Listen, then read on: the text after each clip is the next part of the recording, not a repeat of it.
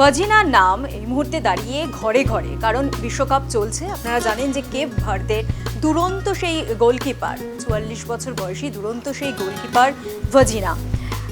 ঘরে ঘরে এখন তার নাম প্রচার হয়ে গিয়েছে। কিন্তু আপনারা কি এটা জানেন যে এই ভাজিনার নামে একটি সামুদ্রিক প্রাণীরও নাম রয়েছে? অর্থাৎ আপনাদের জানাই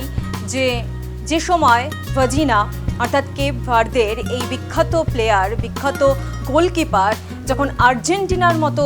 টিমকে, আর্জেন্টিনার মতো দলকে রুখে দিচ্ছিল, স্পেনের মতো দলকে রুখে দিচ্ছিল, ঠিক সেই সময় ক্যারিবিয়ান দ্বীপপুঞ্জে একজন বৈজ্ঞানিক একটি সামুদ্রিক 4 মিলিমিটারের অত্যন্ত ক্ষুদ্র একটি সামুদ্রিক প্রাণী আবিষ্কার করেন এবং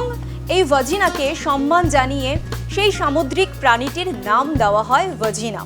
অর্থাৎ ইতিমধ্যেই আমরা জানি যে সবাই রোনাল্ডো থেকে শুরু করে, নেইমার থেকে শুরু করে মেসি, তারা অনেক বড় বড় তারা খ্যাতনামা প্লেয়ার, তারা নানান রকম তারা গিফট পেয়েছেন, তারা নানান রকম যে ফুটবল গোল্ডেন বল থেকে শুরু করে তারা গোল্ডেন বুট পর্যন্ত পেয়েছেন। বলা যেতে পারে যে এই সম্মান একেবারে বিরল, যেখানে যে কেপ ভার্দের এই দুরন্ত প্লেয়ার গোলকিপার, তার নামে একটি সামুদ্রিক প্রাণীর নাম দেওয়া হলো, তাকে সম্মান জানিয়ে তার নামে দেওয়া হলো এই সামুদ্রিক প্রাণীর নাম। 4 মিলিমিটারে ক্যারিবিয়ান দ্বীপপুঞ্জে একটি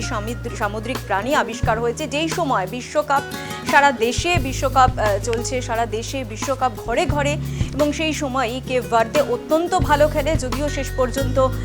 তারা পরাজিত হয় এবং তারা বিশ্বকাপ থেকে ছিটকে যায়। কিন্তু এই যে ভাজিনা অত্যন্ত ভালো খেলে, দুর্দান্ত খেলে, তারা যখন দেশেও ফেরে আমরা দেখেছি যে